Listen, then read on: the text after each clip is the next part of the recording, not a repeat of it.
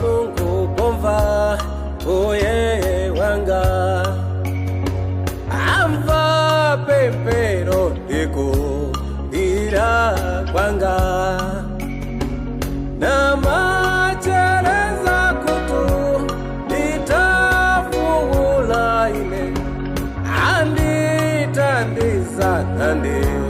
ulomusa Mulungu wanga ndiye wachifundo ndiwo lungama ntima ndiwa bwino apulumusa antu akufoka akatandiza nkawa imachoka Timanga bwera kuti upumule wakuchitira sozo koma mbuye wakuchosera ifa imisozi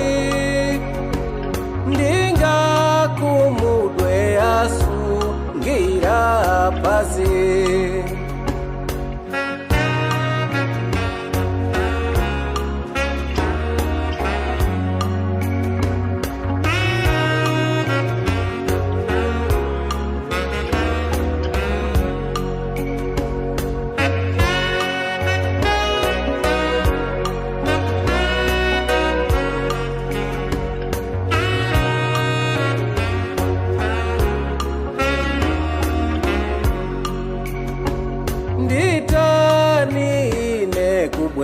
kubwezera mbuye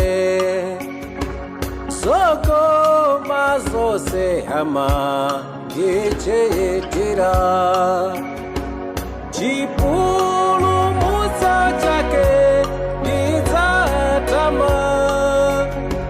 ndinalumbira zija nizampatsa ifa